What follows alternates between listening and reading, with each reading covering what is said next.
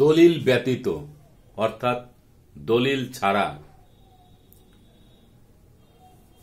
দখলমূলে মালিকানা দাবি করা, রেকর্ডীয় খতিয়ান মূলে মালিকানা দাবি করা কতটুকু যৌক্তিক? অর্থাৎ একজনের কাছে রেকর্ডীয় খতিয়ান আছে কিন্তু দলিল নেই, তিনি মালিকানা দাবি করতেছেন। আবার একজন দখলে বসে আছেন, তার কাছে রেকর্ড খতিয়ান নেই, দলিল নেই, তিনিও মালিকানা দাবি করছেন। এই দলিল ছাড়া মালিকানা দাবি করা কতটুকু যৌক্তিক, এই বিষয়টি নিয়ে আলোচনা করব। আসসালামু আলাইকুম প্রিয় দর্শক শ্রোতা, আশা করি সবাই ভালো আছেন। স্টপ টর্চার বিডি চ্যানেলের পক্ষ থেকে আমি খান রেজাউল ইসলাম রেজা সবাইকে আন্তরিক শুভেচ্ছা ও অভিনন্দন জানিয়ে আজকের পর্বটি শুরু করছি। আজকের ভিডিও অত্যন্ত গুরুত্বপূর্ণ। অনেক ভাই বন্ধুরা এই প্রশ্নটি করেছেন, তাই ভিডিওটি না টেনে সম্পূর্ণ ভিডিওটি দেখবেন, তাহলেই কিন্তু সুন্দরভাবে বুঝতে পারবেন। চলে যাচ্ছি মূল বিষয়ের উপরে। মূল বিষয়টি ছিল যে দলিল ছাড়া একজন দখলদার তিনি কি জমির মালিকানা দাবি করতে পারেন, অথবা একজন রেকর্ড খতিয়ান মূলে মালিকানা দাবি করতে পারেন, নাকি শুধু সেই দলিল যার কাছে তিনিই এই জমির মালিক? এই বিষয়টি নিয়ে বিস্তারিত আলাপ করব। দেখুন, আমরা সবাই তথ্য প্রযুক্তির জামানায় ফেসবুকে বিভিন্ন ধরনের নিউজ দেখি। ইউটিউব চ্যানেলে আমার মতো অনেক ভাই বন্ধুরা তারা ইউটিউব চ্যানেলে বিভিন্ন ধরনের ভিডিও আপনাদের মাঝে উপস্থাপন করেন। মূল বিষয় হচ্ছে আইন সবার ঊর্ধ্বে, আইন কিন্তু কাউকে ছাড় দেয় না। আইন আদালত কর্তৃক যেটি পাশ করে দেয়, হয়তোবা আমরা আমাদের দুর্বলতার কারণে, আমাদের কোনো পেশি শক্তি নেই, অর্থ নেই, লাঠিসোঁটার জোর নেই, অনেক সময় আদালতের রায় পাওয়ার পরেও আমরা সেই জমি দখল করে খেতে পারি না, ভোগ দখলে যেতে পারি না। এরকম কিন্তু হর হামেশা হয়ে আসতেছে। তবে সেখানে আইনের দোষ দিয়ে কিন্তু কোনো লাভ নেই। তাহলে আমরা যে দলিল মূলে মালিকানা দাবি করছি, কিভাবে এই দলিল মূলে মালিকানা দাবি করা যায় এবং কতটুকু যৌক্তিক?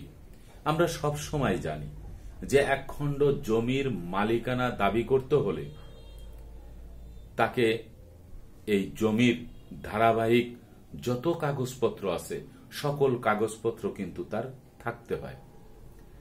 কারণ জমির মালিকানা প্রমাণের সবচেয়ে শক্ত ডকুমেন্টস হচ্ছে দলিল। আবার এই দলিল আদালত কর্তৃক কিন্তু বাতিলও হয়ে যায়। কারণ ছাড়া কিন্তু বাতিল হয় না।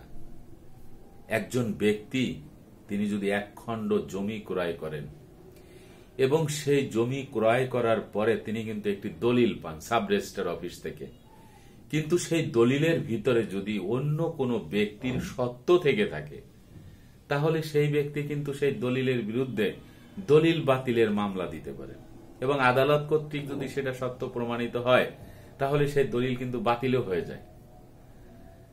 ওই দলিল সত্য, ওই দলিল শক্ত ডকুমেন্টস, যার আগে পিছে সামনে সকল কাগজপত্র ধারাবাহিকভাবে আছে।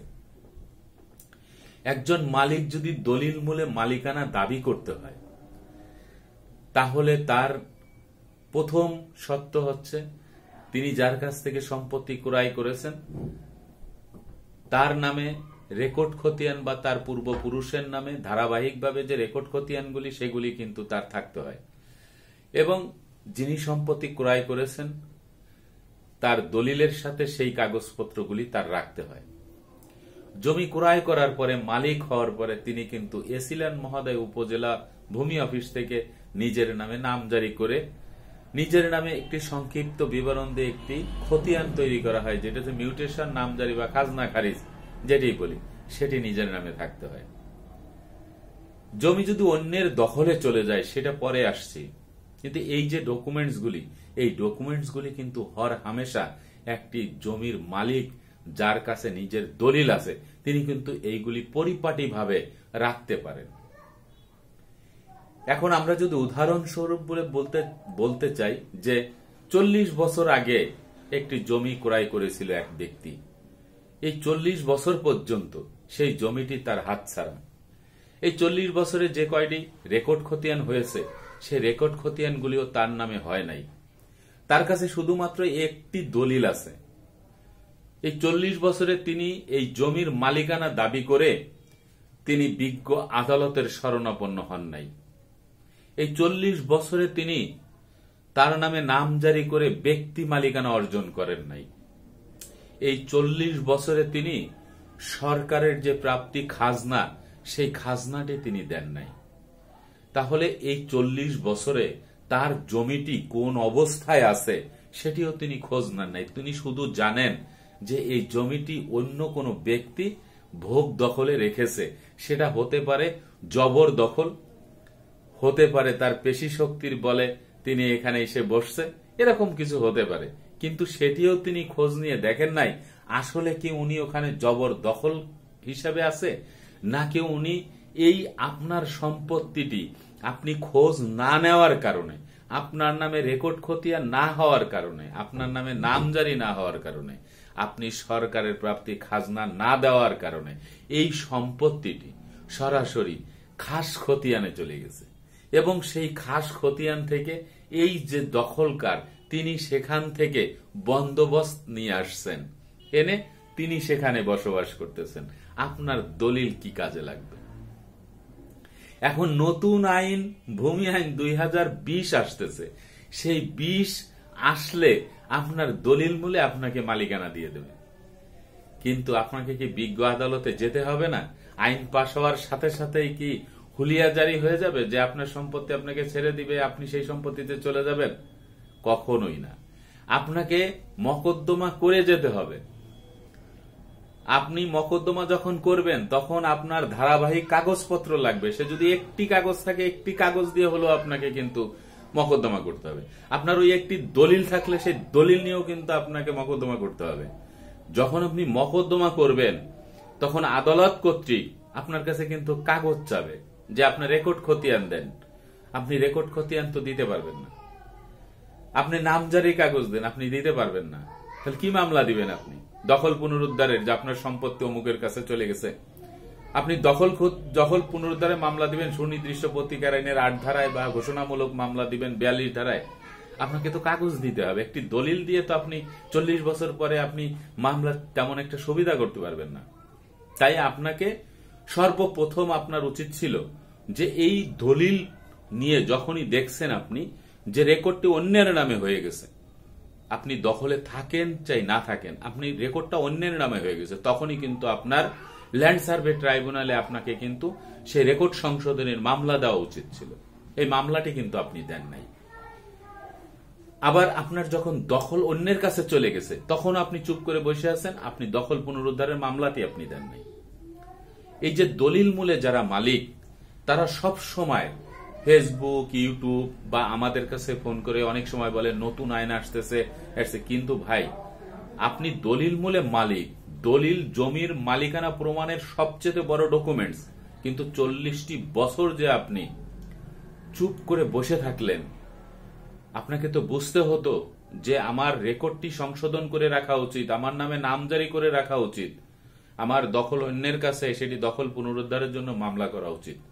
এই বিষয়গুলি কিন্তু করে রাখা উচিত ছিল। এখন অনেক ভাই বন্ধুরা বলে থাকেন যে মস্তান গ্রুপ পেশি শক্তির বলে জমি দখল করে রাখছে, আমরা সেখানে মামলা দিতে পারি নাই। ঠিক আছে, আপনারা মামলা দিতে পারেন নাই, আপনার জমি দখল করে রাখছে, কিন্তু আপনি তো রেকর্ড সংশোধনের মামলাটাও দিতে পারতেন, কিন্তু সেটিও তো দেন নাই। সরকারের খাজনাটাও তো আপনি দিতে পারতেন, সেটিও তো আপনি দেন নাই। এখন তিনি দখল করে রাখছে জোর জবরদস্তি করে, সেটি নয় হলো, কিন্তু যদি জমি খাস খতিয়ানে গিয়ে যদি জমি বন্দোবস্ত নিয়ে থাকে কেউ, তখন কি করবেন? এটি হলো একটি ব্যাপার। 2 নম্বরে হচ্ছে ওয়ারিশি সম্পত্তি ক্রয় করে দলিল মূলে মালিকানা, কিন্তু অন্যান্য ওয়ারিশরা সেই জমি আপনাকে দখলে দিচ্ছে না। কিন্তু এই যে ওয়ারিশি সম্পত্তি আপনি ক্রয় করেছেন, অন্য ওয়ারিশরা জানে না। এখন এখানে আইন তো বলতেছে যে কোনো ব্যক্তির যদি কোনো ইঞ্চি পরিমাণ সত্ত্বও যদি কোনো দলিলের ভিতরে থাকে, তাহলে সেই সত্ত্বের জন্য বঞ্চিত ওয়ারিশ দলিল বাতিলের মামলা দিতে পারে। তখন তো সে দলিল বাতিলের মামলাটি দিয়েও কিন্তু সেই দলিলটি বাতিল করার চেষ্টা করতে পারে, বা আংশিক দলিল বাতিলের মামলাটিও কিন্তু তিনি দিতে পারেন। আমি দলিলের বিষয়টা প্রথমে বলে যাচ্ছি।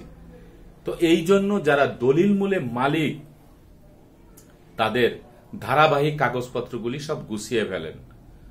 এখনো সময় আছে যে আপনি আপনার নামে যদি রেকর্ড না থাকে, সেই রেকর্ড খতিয়ানটি সংশোধন করার জন্য বিজ্ঞ দেওয়ানি আদালতে একজন সিভিল লয়ার দিয়ে আপনি একটি মকদ্দমা করে রেকর্ড সংশোধনের জন্য চেষ্টা করেন। এটা ল্যান্ড সার্ভে ট্রাইব্যুনালে রেকর্ড সংশোধনের জন্য মামলাটি দিবেন একজন সিভিল লয়ার দিয়ে। আপনি রেকর্ডিং সংশোধন হয়ে আসলে তারপরে আপনি আপনার নামে নামজারি করে ফেলেন। যদি দেখেন নামজারি অন্যের নামে, আপনি মিসকেস করুন, মিসকেস করে আপনি নামজারিটি করে ফেলেন। এই দলিল মূলে মালিকানা দাবি করলে আপনার ধারাবাহিক সকল কাগজপত্র আপনি কিন্তু রেডি রাখবেন। এখন আসা যাক দখল অন্যের নামে জমি আপনি কিভাবে আনবেন। আপনাকে সেই দখল পুনরুদ্ধারের মামলা দিতে হবে। সুনির্দিষ্ট প্রতিকার আইনের 1877-এর 8 ধারায় এবং 42 ধারায় সরকারি কোর্ট ফি জমা দিয়ে আপনি দখল পুনরুদ্ধারে মামলা দিবেন। আদালত কর্তৃক আপনার সেই সম্পত্তি আপনাকে বুঝিয়ে দেওয়ার চেষ্টা করবে। কেউ যদি বলে থাকে, এটি বহুত দেখেছি ভাই, এই সমস্ত আবেগী কথাবার্তা না বলে আপনি আইনের শরণাপন্ন হন। আইনের শরণাপন্ন হলে আপনার অন্তত পক্ষে ডকুমেন্টস থাকবে যে আপনার জমি ফিরে পাওয়ার জন্য আপনি চেষ্টা চালিয়েছেন, এখনো পর্যন্ত আপনার চেষ্টা অব্যাহত আছে। তাহলেই কিন্তু আপনি আইনে দাঁড়িয়ে, আদালতে দাঁড়িয়ে দু একটি কথা বলতে পারবেন। আর যদি আদালত বলে 50 বছর কোথায় ছিলেন, তখন কিন্তু আপনার কোনো কথা থাকবে না। তখনও কিন্তু আপনাকে আদালত কর্তৃক যদি আপনার পক্ষেও রায় দিয়ে থাকে, তাও বলবে যে আপনি রেকর্ড সংশোধন করে আসেন, এই কথাটা কিন্তু বলবে। তখন এসে জমি খাস খতিয়ানে চলে গেলে সরকারকে বিবাদী করে আপনাকে কিন্তু মামলা করে সেই খাস খতিয়ানের সম্পত্তি বের করার জন্য চেষ্টা করতে হবে। সেখানে কিন্তু অনেক সময় লেগে যাবে। সরকার সেই মামলা কিন্তু আবার আপনার বিপক্ষে দাঁড়াবে। দাঁড়ানোর পরে সেই মামলায় আপনি জিতে গেলে আবার আপিল করবে। হ্যাঁ, আপিল করার জন্য তাদের সরকারি উকিল আছে। এই বিষয়গুলি মাথায় রাখতে হবে। এই জন্য সময় থাকতে আপনাদের যে সকল কাগজপত্র ঘাটতি আছে, সেই সকল কাগজপত্রগুলি আপনারা তৈরি করে ফেলেন। অর্থাৎ মামলা মকদ্দমা যদি দিতে হয়, ল্যান্ড সার্ভে ট্রাইব্যুনালে দিয়ে আপনারা রেকর্ড খতিয়ান সংশোধন করে নেবেন। এখন আসা যাক, যদি কোনো ব্যক্তি রেকর্ড খতিয়ান মূলে যদি মালিকানা দাবি করে, তাহলে তিনি কি মালিক হবেন? হ্যাঁ, তিনি মালিক হবেন তখনই যদি কোনো সম্পত্তিতে প্রথম থেকে অদ্য পর্যন্ত প্রত্যেকটি রেকর্ড খতিয়ান বংশ পরম্পরায় ধারাবাহিকভাবে যদি থাকে তাহলে তিনি রেকর্ড খতিয়ান বলে মালিকানা দাবি করতে পারবেন। কিন্তু দেখা গেল তার দাদা সম্পত্তি বিক্রি করে গেছে, তার বাবা সম্পত্তি বিক্রি করে গেছে, কিন্তু রেকর্ড তার নামে হয়ে গেছে ভুলবশত। ওই দলিলি যিনি মালিক, তিনি এই রেকর্ড সংশোধন করেন নাই। এই রেকর্ড সংশোধন না করার ফলে ওনার নামে রেকর্ড হয়েছে, ওনার দাদার নামে সিএস রেকর্ড ছিল বা এস রেকর্ড ছিল, বর্তমান রেকর্ডও তার নামে আছে, তিনি এসে জমির মালিকানা দাবি করতেছেন, হবে না। কারণ ওই যে দলিল, যার দলিল, তিনি যখন রেকর্ড সংশোধনের জন্য মামলা দিবেন, তখন কিন্তু এই রেকর্ডীয় খতিয়ান মূলে যিনি মালিকানা দাবি করতেছেন, তার রেকর্ড কিন্তু ক্যান্সেল হয়ে কিন্তু ওই লোকের দলিল মূলে কিন্তু তার রেকর্ড তার নামে হয়ে যাবে।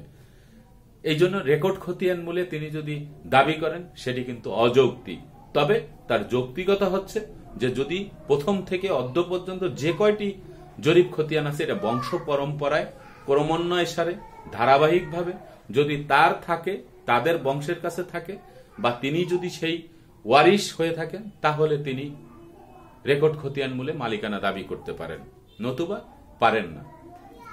আর দখলীয় যে মালিকানা যিনি দাবি করতেছেন, যদি এই দখলটা হয়ে থাকে অবৈধ দখল, দখল বলতেই সেটি অবৈধ দখল, এখানে বৈধ দখলদারও আছে।